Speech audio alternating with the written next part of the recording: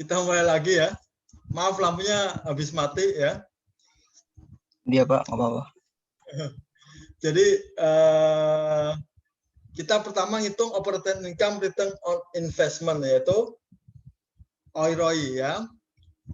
Namanya bisa beda-beda ya antara buku satu buku dengan buku yang lain. Nanti sesuaikan saja ya. Yaitu 11.520 dibagi 81.809 ya. Jadi tingkat pengembalian terhadap aset yang diinvestasikan di perusahaan adalah 14,07. Nah, bagaimana sedikit ya, bagaimana dengan kita bandingkan dengan rata-rata industri? Rata industrinya ngomongnya 15% ya, berarti di bawah rata-rata industri ya.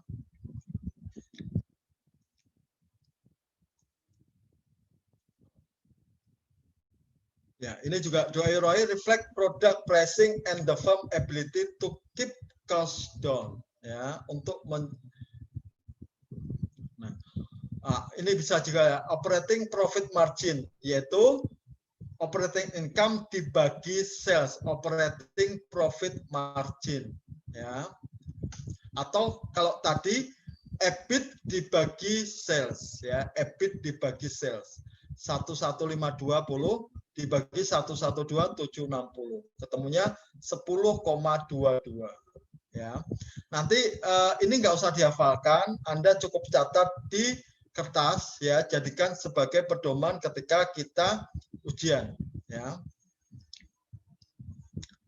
Nah, rata-rata industri adalah 12%, dia di bawah rata-rata industri ya. Jelek ini ya, kelihatannya perusahaannya jelek mulu ya. What is their total asset turnover ya? Kita akan menghitung total asset turnover, yaitu rumusnya adalah sales dibagi dengan total aset. Ya, salesnya 112.760 dibagi 81.890 ya. Ketemu 1,38 kali. Artinya apa? Penjualan perusahaan mampu memutar aset 1,38 kali. Ya. Bila rata-rata jenisnya 1,82 ya, perusahaan perlu evaluasi di sini. The firm needs to figure out how to squeeze more sales dollar out of its asset. Jadi dia perlu mengenjot penjualannya lebih banyak lagi ya, supaya apa? Tingkat pengembalian atau turnover dari asetnya itu juga naik ya. Kemudian kita cari lagi account receivable turnover ya. Credit sale dibagi account receivable. Ingat ya, kalau tadi sales, sekarang credit sale karena cash sale tidak menghasilkan account receivable ya. Otomatis tadi karena ngomongnya credit sale, tadi laporan keuangannya kata-katanya credit sale, kita bagi aja.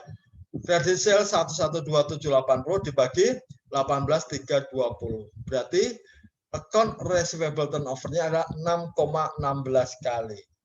Ya. Industri average 8,2 kali. Apakah ini efisien? Tidak, ya, tidak. Karena di bawah rata-rata industri sejenis. Ya. Inventory turnover, berarti ini yang dibagi inventory ya. Cost of goods sold dibagi dengan inventory. Ya, cost of goods-nya tadi 83.300 dibagi 27.530. 3,10 kali lipat ya. Industri jenis 3,9, tidak efisien. Nah, gitu ya. Kita melihatnya seperti itu. Ya. Oke. Nah, kita lihatlah low inventory turnover. Ini kenapa ya? The firm has too much inventory ya. Perusahaan memiliki terlalu banyak inventory. This is expensive because sudah diajari di cost counting ya. Punya inventory yang lebih ini sangat mahal. Kenapa? Ya. Karena inventory takes up costly warehouse space, karena dia butuh disimpan, harus disimpan. Makanya dia butuh space, ya, butuh space. Makanya itu biaya lagi. Yang kedua, sometimes inventory may become spoiled or obsolete. Kadang-kadang ada jenis inventory yang bila tidak disimpankan baik, maka dia akan rusak atau aus. Nah, ini menyebabkan cost lagi bagi perusahaan. Ya, cost lagi bagi perusahaan. Ya. Kemudian fixed asset turnover, ya. Fixed asset sales dibagi dengan fixed asset. 3,56, industri jenisnya 4,6. Ini bagus nggak? Jelek, ya. Ada pertanyaan dulu? Ada pertanyaan dulu di sini? Rasio yang kedua?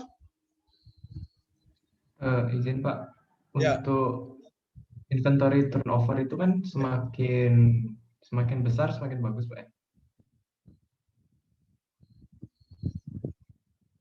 Ya. Makin besar makin bagus. Ya.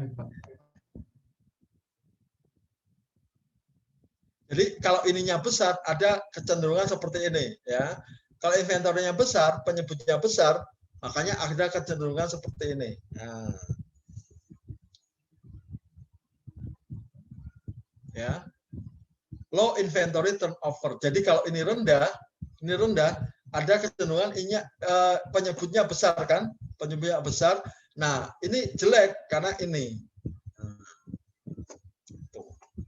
Ya.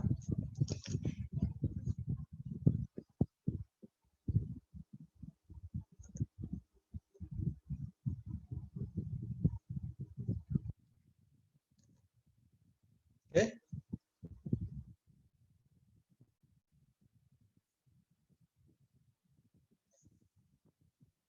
Ada lagi pertanyaan? Ini efisiensi ya, sama dengan efisiensi. Bagaimana kita melakukan efisiensi dalam aset-aset yang kita miliki. Ya. Yang ketiga adalah leverage ratio atau financing decision. Ya. Berapa porsi aset kita yang kita biayai dengan debt atau dengan equity. Ya. Measure the impact of using debt capital to finance asset. Ya. From use debt or leverage, from use debt to lever return on common equity. Ya. Lever itu apa sih? Tahu nggak artinya leverage? Lever itu artinya apa? Apa? Ada yang tahu? Leverage? Bahasa Inggris biasa ya. Lever itu artinya pengungkit. Jadi kalau kita punya utang, asumsinya utang itu digunakan untuk hal-hal yang produktif, kita bisa menaikkan income. Ya, net income-nya akan naik. Ya, gitu. Jadi utang ini memiliki leverage, kemampuan untuk pengungkit, ya, mengungkit kegiatan operasional kita sehingga net income-nya akan menjadi lebih besar. How does leverage work? Ya, ini ya saya katakan ya. Misalnya, suppose we all equity finance firm worth $100.000, ya. Penghasilan tahun ini adalah 15.000. Jadi kita semuanya tidak punya utang, istilahnya gitu, kasarnya gitu. Tidak punya utang karena semuanya dibiayai dengan equity finance. Ya. Penghasilannya tahun itu 15.000. Nah, ROE return on equity adalah ya 15.000 dibagi 100.000, 15%. Ya. Suppose we have the same 100.000. Nah, the firm finance with half equity and half debt. Ya, kita sama-sama punya perusahaan senilai $100.000. Ya, tapi kita biayai separuh dengan finance, separuh dengan utang. Ya, 8% bonds. Earningnya masih sama 15.000. Kita buktikan ya. Nah. ROE, return on equity-nya menjadi 15.000 dikurangi bunga, ya kan? Karena bunga itu adalah apa namanya pengurang penghasilan, ya, pengurang penghasilan. Makanya ini kurangi bunga. Kalau dibiayai dengan saham semua, equity financing hanya berapa itu? Utuh, tidak ada kurang bunga, ya, tidak ada pengurangan bunga, ya. Dibagi 50 kenapa? Karena separohnya utang, separohnya equity, separohnya utang. Kalau tadi dibagi 150 karena semuanya dibagi 100 karena semuanya adalah equity, ya, tidak punya utang. Nah, sekarang punya utang, ya.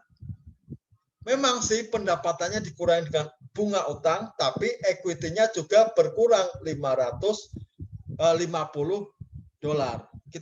Kita buktikan ya.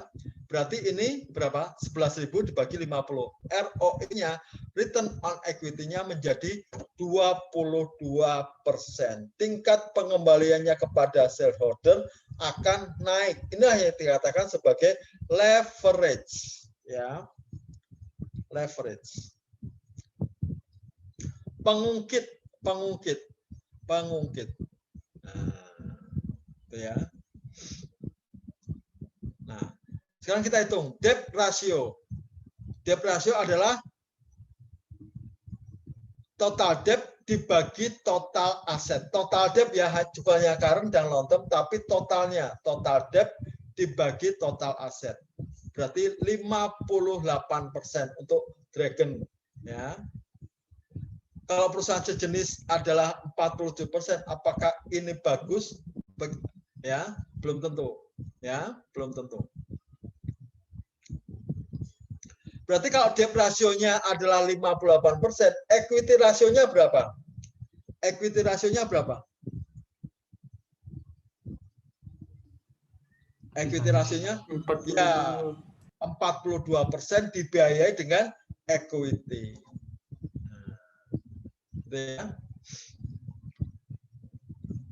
Nah, ini debt rasionya 58% dibandingkan dengan industri jenis yang 40%, ini menimbulkan pertanyaan. Can leverage make the firm more profitable atau can leverage make the firm riskier? Nah, ada dua nih ya. Apakah dengan utang ini perusahaan lebih profitable atau lebih beresiko? Ya, inilah yang harus kita jawab dengan rasio-rasio yang lain. Ya. Times interest earn ratio. Operating income dibagi interest expense. Ya. Itu sudah ada di contoh soal. Ya. Ini EBIT dibagi dengan interest expense. EBIT dibagi interest expense. Ya.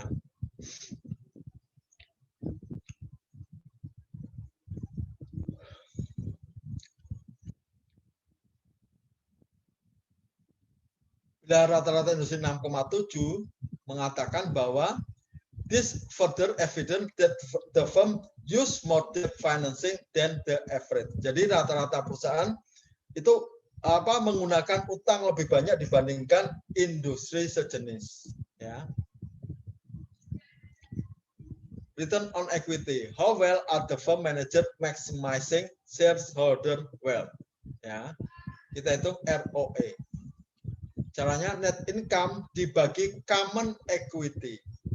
Ya. Kalau yang tadi 5016 dibagi 34367. Ketemu 14,6%. Indonesia average 17,54. Bagus enggak? Enggak, ya, lebih jelek.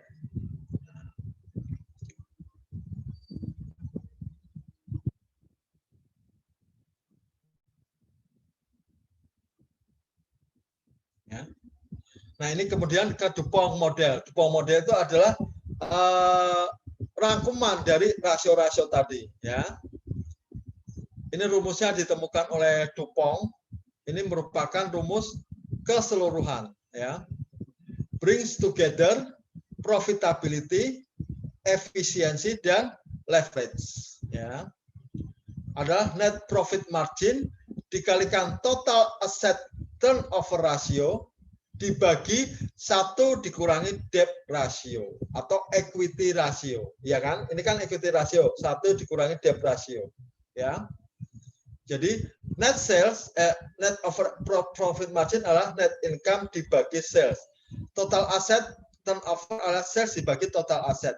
Dibagi 1 dikurangi total debt dikurangi total asset. Nah, itu ya. Sama dengan ROE yang kita hitung tadi 14,6%. Nah, gitu ya. Jadi rasio ini sebenarnya gampang, ya. Kita tinggal melihat kita tinggal melihat catatan kita. Jangan dihafalkan, ya, jangan dihafalkan, kecuali kita otomatis akan hafal sendiri, ya.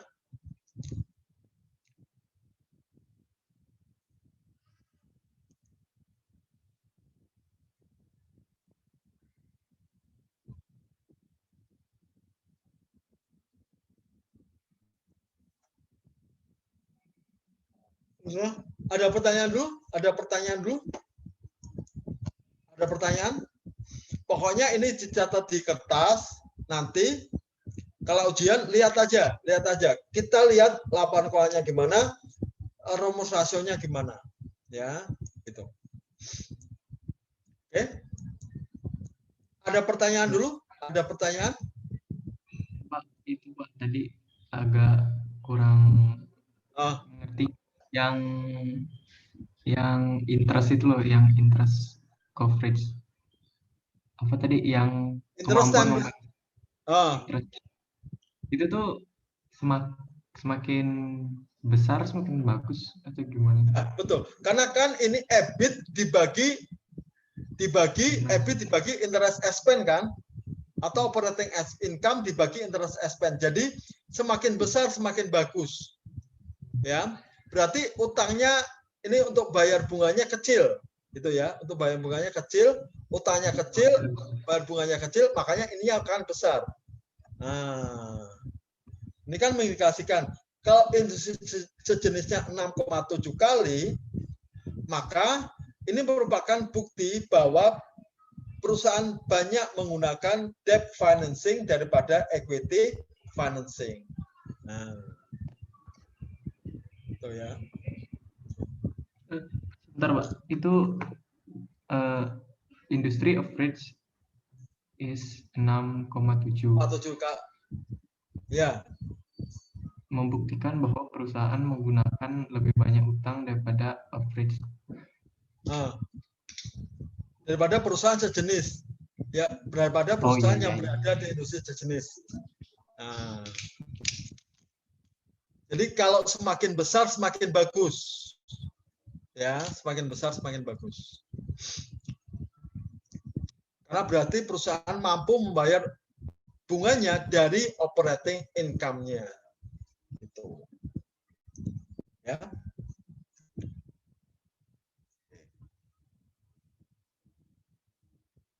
Ada lagi? Ada lagi? Atau Pak, ini untuk misalkan kalau secara umum biasanya yang mana yang paling sering dipakai Pak biasanya Pak? Maksudnya apa? Yang sering dipakai apa? Maksudnya kan ada beberapa investor itu mungkin lebih peduli prospek masa depannya atau penghasilan keuntungan di jangka pendeknya gitu Pak. Jadi sebenarnya biasanya mana yang utama gitulah intinya. Antara apa dengan apa? Antara apa dengan apa? Enggak, maksudnya kan kita misalkan mau menilai suatu perusahaan, berarti kita memperhatikan mana nih yang paling penting gitu Pak maksudnya. Ya. Ini ya, tergantung investornya. Dia mau investasi di debt atau di equity. Dia mau membeli obligasi perusahaan atau membeli saham perusahaan gitu dulu. Ya. Kalau mau membeli obligasi, dia lihatnya nih, oh utangnya udah besar nih, saya nggak mau gitu, saya nggak mau karena utangnya sudah besar, gitu ya. Kalau dia mau berinvestasi di equity, ya lihat ada tadi ROI-nya kan dengan utang ini dia malah lebih bagus kan, naik kan, ya naik kan, ya.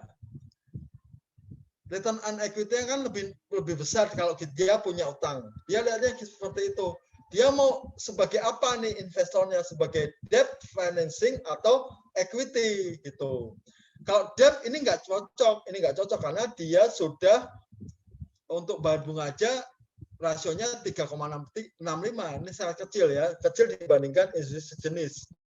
Gitu. Jadi kalau dia mau beli apa namanya surat utang atau obligasi, dia skip perusahaan ini, gitu, ya, itu lihatnya. Jadi tergantung investornya mau menaruh uangnya di mana. Sudut pandangnya kan ikut beda, gitu ya, gitu, ya. Jadi tergantung kita lihatnya dari sisi mana. Kalau kita mau berinvestasi di debt financing, nggak cocok ini. Karena utangnya sudah 58%, sudah besar. Kalau kita mau berinvestasi di equity securities, makanya agak cocok. Karena dengan utang itu, makanya return on equity-nya akan naik. Ya kan? Akan naik. Ya. Jadi ini pengambilan keputusannya tergantung investornya mau sebagai apa. Ini hanya pedoman, ya, hanya tanda, hanya apa namanya, bukan tanda juga ya, bukan sign juga ya, karena ini tergantung investornya membacanya gimana, ya, gitu. Oke, ya. Gimana? Udah jelas? Udah paham nggak? Paham. Ya. Jadi angka-angka ini memang bukan disediakan oleh perusahaan.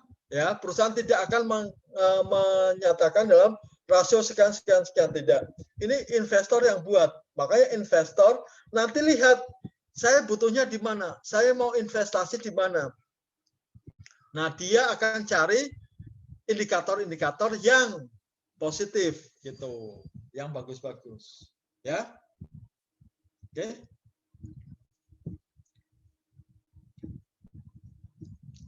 Ada lagi pertanyaan? Ada lagi? Ada lagi?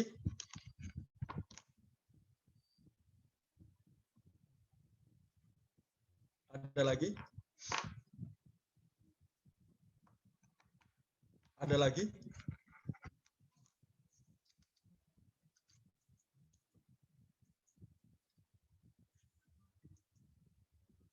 Kalau enggak kita sini ya.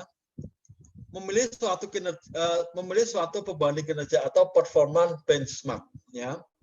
Kalau tadi dia berdiri sendiri, rasio-rasio tadi nggak bisa bunyi, nggak ada artinya apa-apa. Kita harus bandingkan, ya. Terdapat dua jenis pembanding atau benchmark yang biasa dipakai, yaitu analisis tren, yaitu membandingkan laporan keuangan perusahaan dalam satu kurun waktu atau time series, atau rasio tahun ini dibandingkan dengan tahun sebelumnya, ya, atau dengan peer group comparison, atau membandingkan subjek laporan keuangan dengan perusahaan yang berada di industri sejenis, ya. Ini makanya industri jenisnya bukan hanya satu perusahaan, tapi rata-rata rasio keuangan ya perusahaan yang berada di industri sejenis. Nah, misalnya nih, kalau keuangan ya keuangan, industrinya sama, perbankan ya perbankan, penerbangan ya penerbangan, retail ya retail, perkebunan ya perkebunan, ya gitu ya. Jangan kita bandingkan antara pertambangan dengan retail, ya itu nggak cocok. Nah, kita harus berbandingkan peer group comparison, ya. Artinya kita bandingkan rasio yang dicapai perusahaan dengan rata-rata rasio perusahaan sejenis, ya gitu. analisis tren, yaitu membandingkan rasio keuangan perusahaan saat ini dengan rasio keuangan masa lalu. Dapat memberikan suatu gambaran apakah perusahaan mengalami perbaikan ataukah kemunduran dalam satu periode waktu. Ya. Analisis ini disebut juga trend analisis. Nah, seperti ini nih. Ya. Kalau kita lihat, kita analisis perusahaannya Dell dan HP, sama-sama perusahaan bergerak di bidang produksi komputer, ya. Dari tahun 95 sampai 2010. Dell ini naiknya tajam, turunnya juga tajam, gitu ya. Sedang HP lebih stabil, Nah, ini memilihnya tergantung investornya, gitu ya. Investor akan melihat dia risk taker atau risk avoider. Nah, risk taker akan lebih mengambil yang Dell, ya. Risk avoider lebih mengambil yang HP. Nah, gitu, ya. Tergantung investornya, ya. Kemudian peer comparison atau peer firm comparison. Kelompok peer atau mitra biasanya berisi dari perusahaan-perusahaan dari industri sejenis, ya. Rasio keuangan rata-rata suatu industri dapat diperoleh dari sejumlah basis data keuangan dan sumber-sumber yang berasal dari internet, misalnya Yahoo Finance dan Google Finance. Kita tinggal mengambilnya saja. Ini industri pertambangan nih, sekian rasionya. Penerbangan sekian, perkebunan sekian, keuangan sekian. Kita tinggal ambil datanya, kita bandingkan dengan data perusahaan.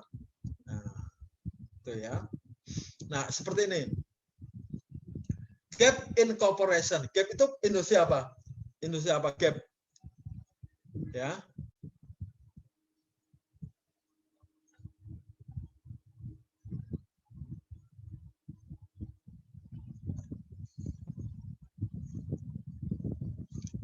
Gap itu siapa? Tahu nggak? Gap itu siapa? Pakaian. Ya, pakaian ya, pakaian. Kita bandingkan dengan semua industri yang bergerak di bidang pakaian. Kita rata-ratakan. Kita ketemu angka 15,51. Ya, price earning ratio 15,51. Market to book ratio 4,71. Ini jelek ya, jelek semua karena di bawah. Gross margin. Gross margin itu adalah kita lihat gross marginnya. Gross margin berarti gross profit dibandingkan dengan salesnya, ya. Ketemu 40,91, 36,14, bagus, ya. Net profit margin 6,88, 3,51, bagus. Operating profit marginnya 10,64, ya. Industri average-nya 7,68, bagus. Return on equity-nya 21,36, average-nya 28,24, jelek ya. Rasionya 1,39, industri average-nya 17,31. Ini tergantung ya melihatnya gimana. Ya. Current rasio 1,8, 1,57 bagus. Total asset turnover-nya 1,86, 1,81 bagus. Inventory-nya 4,94, 4,31 bagus ya. Jadi yang bagus, ada yang jelek ya. Kalau dia rasio itu tergantung investornya ya. Investornya mau investasi di debt equity atau debt equity, debt financing atau equity financing. Ya. Oke. Ya, ini baru bisa bicara nih, baru bisa bicara ya. Baru bisa bicara. Kita tinggal menentukan saja, oh saya nggak mau nggak mau. Nah, itu tergantung dari investornya. Kita tidak bisa memaksa. Karena sifat investor itu lain-lain. Ada risk avoider, ada risk taker. Ya. Ada pertanyaan dulu sampai sini? Ada pertanyaan? Ada pertanyaan?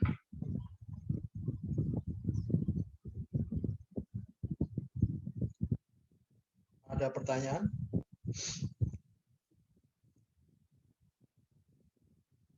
Belum, Pak. Belum ya.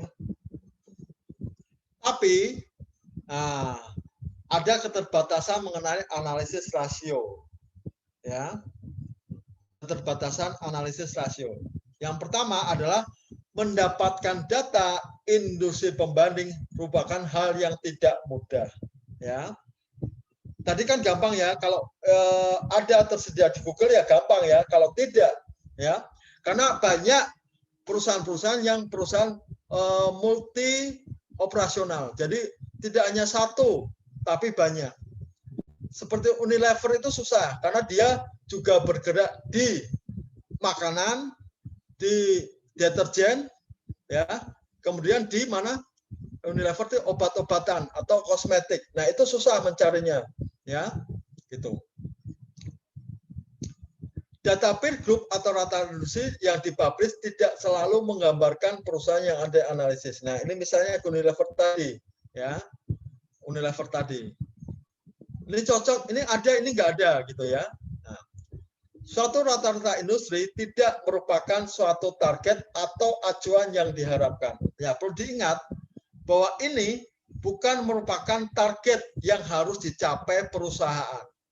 Ya, bukan merupakan target. Nah, ya. Industri average bukan merupakan target. Nah, ya. Kemudian 4, praktik akuntansi yang berbeda jauh antar berbagai perusahaan. Metode yang digunakan beda, ya, metode nanti apa namanya? Nanti penyusutannya beda, ya. Metode estimasinya juga beda, ya. Ya. Ini akan menghasilkan laporan keuangan yang income-nya kalau menggunakan metode yang beda, income-nya juga akan berbeda. Ya. Banyak perusahaan musiman yang berubah-ubah kegiatan operasionalnya. Nah, itu ya. Tidak selalu tetap, tidak selalu tetap. Nah, itu ya. Rasio keuangan hanya menawarkan clues petunjuk. Nah, saya katakan tadi kan, ini hanya petunjuk, ya. Ini hanya clue saja, ya. Ini hanya clue saja. Tidak, kita harus investasi di sini. Enggak, bukan. Hanya petunjuk saja, ya. Hanya petunjuk saja.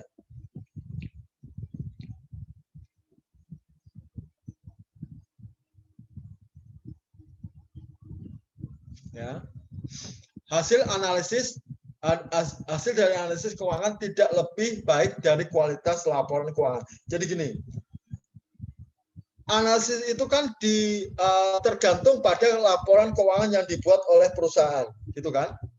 Nah, kalau laporan keuangannya sudah tidak bagus, tidak berkualitas, maka analisis kita juga kurang berkualitas karena kita mendasari analisis kita pakai laporan keuangan perusahaan, gitu. Jadi laporan keuangannya juga harus bagus dulu, ya. Bagus artinya apa? Pengungkapannya sudah komprehensif, ya. Pengukurannya sudah tepat. Nah, gitu, ya. Jadi kalau itunya tidak bagus, laporan keuangannya tidak bagus, maka hasilnya juga tidak bagus. Akan salah dalam mengartikan analisis ini. Nah, gitu ya. Oke, nah, selesai, ya. Jadi tadi kuncinya adalah rumus-rumus tadi Anda salin, ya, Anda salin. Jadi nanti kalau di ujian keluar atau ketika latihan, Anda akan lebih mudah ini apa namanya mengerjakan, gitu ya, mengerjakan. Oke, ada pertanyaan? Ada pertanyaan dulu?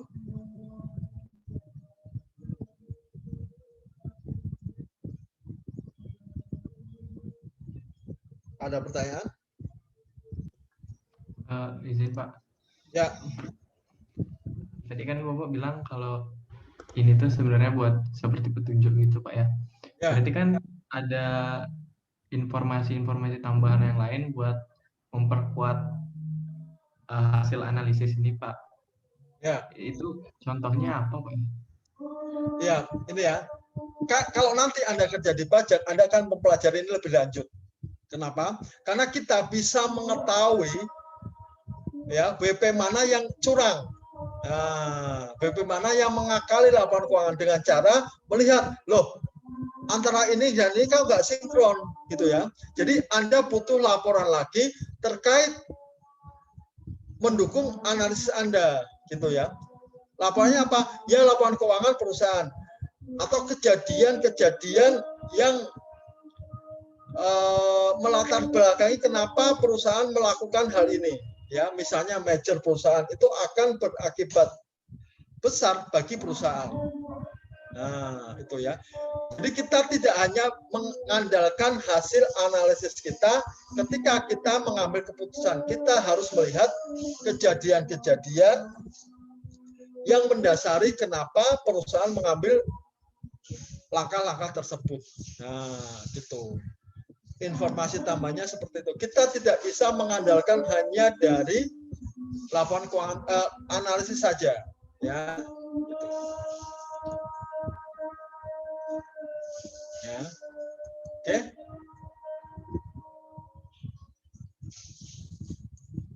Nah. Ya. Jadi laporan analisis ini merupakan clue saja, petunjuk saja, ya. Kita mau lanjut atau enggak? Nah, dirambu-rambu dengan analisis laporan keuangan yang Anda buat ini. Nah, gitu, ya.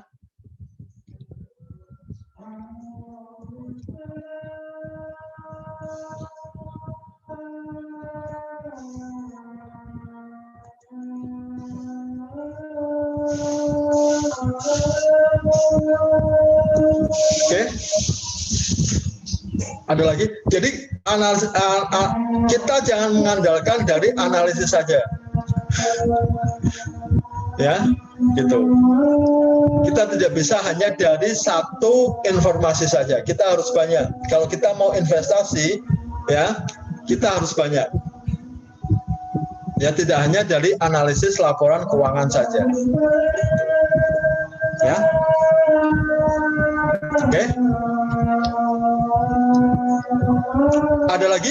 Ada lagi yang mau ditanyakan?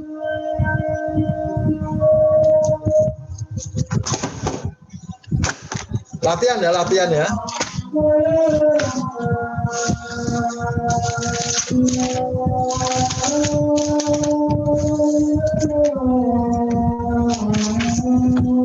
Kalau nggak ada, kerjakan halaman 154. 154 ya. Nomor 430. 430. Ya, 430. Halaman 154, 430. Dan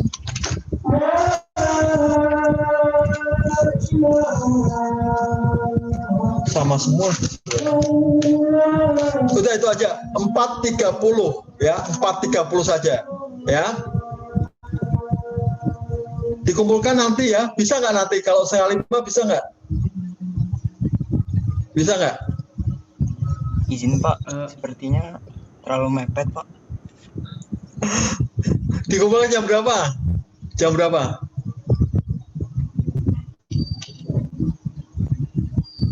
Mungkin malam ini Pak, atau besok juga boleh. Ya udah besok jam 8 ya, besok jam 8 ya. Baik Pak.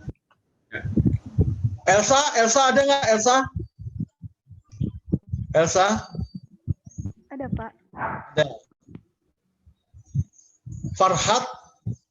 Farhad ada nggak? Hadir Pak. Yodhistira? Ada? Yodhistira? Ada Pak. Haris Idhar? Muhammad Pak. Haris Idhar. Putu Arya? Hadir, Pak.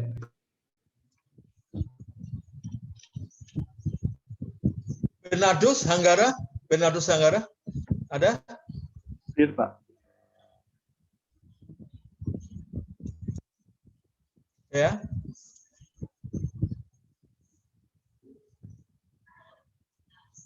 Kerjakan dulu ya. Nah, Izin, nanti Pak. saya kirim. Boleh diulang Pak? Menggunakan buku yang mana? Buku Financial Management edisi 13. Financial Management Principle and Application edisi 13, penerbitnya Pearson, ya. Pengarangnya Titman, Keon, dan Martin. Ya. Edisi 13, ya. Edisi 12. Ya. Oke. Oke, kalau kerjakan dulu ya. Kerjakan dulu, saya sholat dulu ya, Oke. Baik, Pak.